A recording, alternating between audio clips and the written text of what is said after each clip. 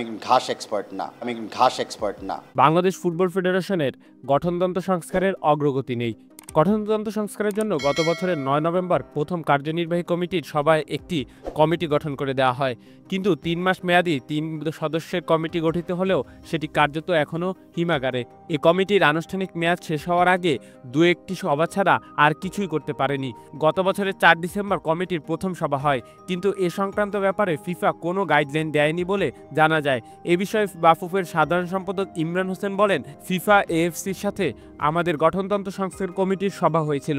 গঠনতন্ত্র সংস্কারের লক্ষ্যে ফিফা একটি নির্দেশনা দেবে, সেটা অনুসরণ করে আমরা অগ্রসর হব। সেই নির্দেশনা এখন আসেনি। সাবেক সভাপতি কাজী সালাউদ্দিনের গত মেয়াদে বাফুফে ফলাও করে জানিয়েছিল যে ফিফা কাউন্সিলের সংখ্যা ও নির্বাহী কমিটির আকার কমানোর নির্দেশনা দিয়েছে। এরপর বাফুফের তৎকালীন সিনিয়র সহসভাপতি আব্দুস সালাম মুর্শিদিকে নিয়ে একটি গঠনতন্ত্র সংস্কার কমিটি করে সেটা আর আলোর মুখ দেখেনি।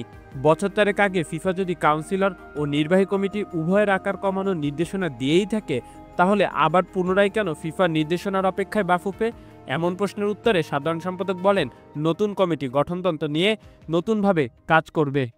ভিডিওটি দেখার জন্য অসংখ্য ধন্যবাদ। নিত্য নতুন এমন ভিডিও পেতে হলে আমাদের চ্যানেলের সঙ্গেই থাকুন, সাবস্ক্রাইব করুন, ভালো লাগলে অবশ্যই লাইক করুন।